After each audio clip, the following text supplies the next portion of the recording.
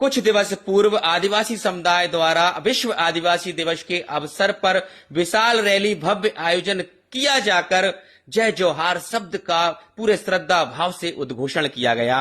Rally को देखने वाले लोगों के मन में ये जिज्ञासा हुई कि आखिर जोहार शब्द का तात्पर्य क्या है। लोगों ने कई बार सुना, लेकिन उस दिन सुना तो पुनः जिज्ञासा हुई। मुझसे कुछ लोगों ने प्रश्न किया।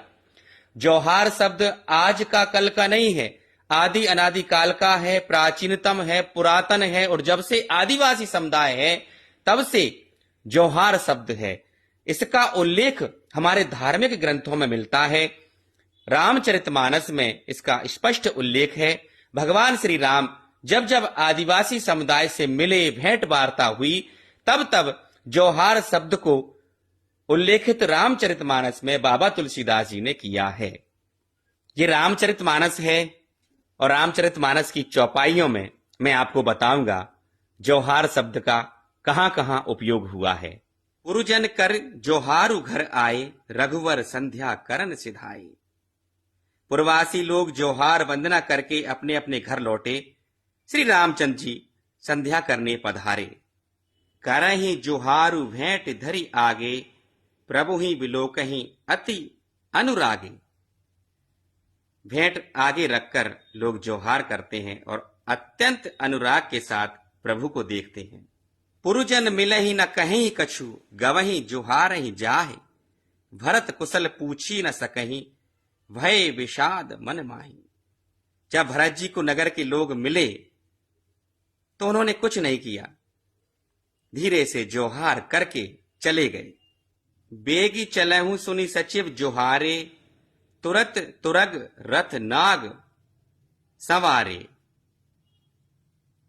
यह सुनकर मंत्रियों ने वंदना की और तुरंत घोड़े, रथ और हाथी सजवा दिए। जोहार शब्द यदि किसी व्यक्ति विशेष के संबोधन के रूप में किया जाए तो सम्मान पूर्वक नमस्कार करने का भाव होता है। भैया जोहार, काका जोहार, भैनी जोहार, मैया जोहार, पिताजी जोहार। इसका अर्थ है कि जो व्यक्ति को संबोधित किया गया है उसको सम्मान पूर्वक नमस्कार किया गया है। यदि जय जोहार शब्द को संबोधित किया जाए तो अनेकों अनेक कष्ट सहन करके हमारा भरण पोषण करने वाली उस प्रकृति को विनम्रता, श्रद्धा पूर्वक नमस्कार करने का भाव है, पूजन करने का भाव है, वंदन करने का भाव है, अभिनंदन करने का भाव है। रामायण में जोहार शब्द का उपयोग अलग अलग जगह अलग अलग भाव के अनुसार हुआ है। जब जय जोहार कहा जाता है तो वह प्रकृति के प्रति श्रद्धा भाव और समर्पण को दर्शाता है, उसके प्रति सम्मान को दर्शाता है। आदिवासी वर्ग प्रकृति पूजक है, ईश्वर के द्वारा प्रकृति बनाई गई है।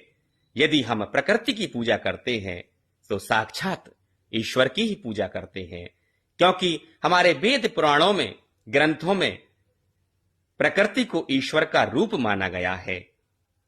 अतः जय जोहार शब्द को लेकर किसी प्रकार की शंका में ना रहें। जय जोहार शब्द पवित्र है, पुरातन है, प्राचीन है, आदि अनादि काल से है।